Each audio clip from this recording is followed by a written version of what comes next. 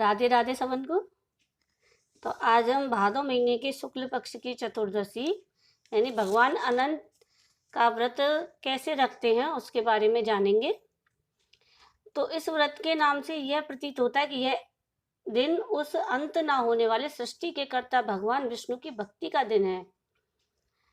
स्नान करके सुबह कलश की स्थापना करें और कलश पर अष्टदल कमल के समान बने बर्तन में कुशा से निर्मित भगवान की स्थापना की जाती है।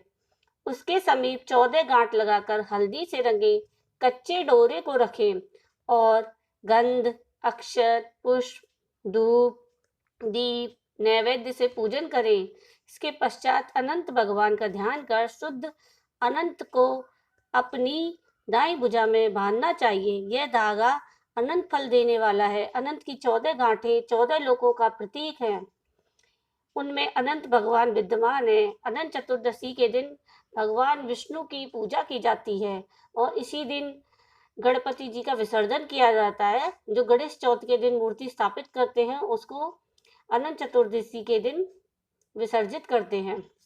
अब अनंत चतुर्दशी की कथा सुनिए। एक बार महाराज युधिष्ठिर ने राजसूय यज्ञ किया।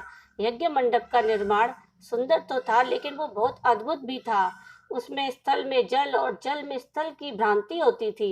यज्ञ मंडप की शोभा निहारते निहारते दुर्योधन एक जगह को स्थल समझकर कुंड में जा गिरा।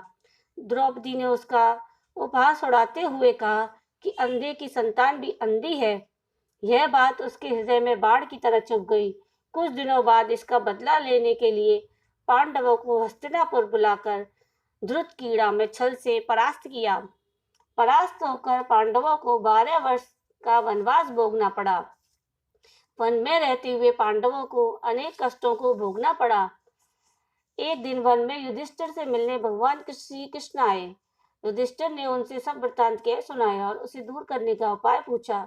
तब भगवान कृष्ण ने उन्हें भगवान अनंत का व्रत करने को कहा। इससे तुम्हारा खोया हुआ राज्य फिर प्राप्त हो जाएगा, ऐसा भगवान ने कहा।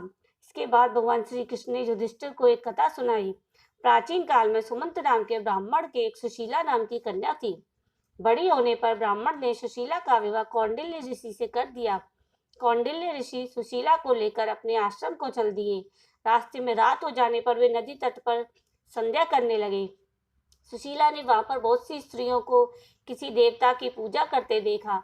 सुशीला के पूछने पर उन्होंने विधि पूर्वक अनंत भगवान की व्रत की महत्ता समझा दी।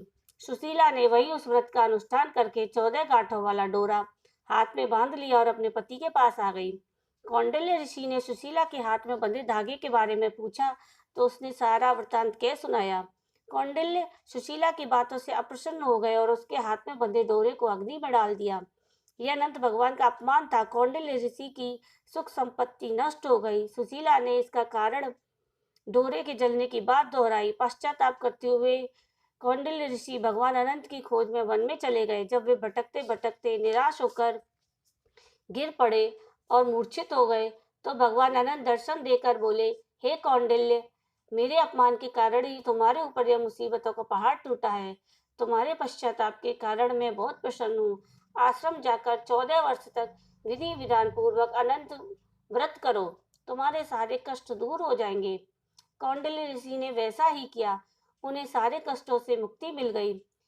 भगवान श्री कृष्ण की आज्ञा मानकर युधिष्ठिर ने भी अनंत भगवान का व्रत किया, जिसके प्रभाव से पांडवों को महाभारत युद्ध में विजय प्राप्त हुई। बोलिए अनंत भगवान की जय।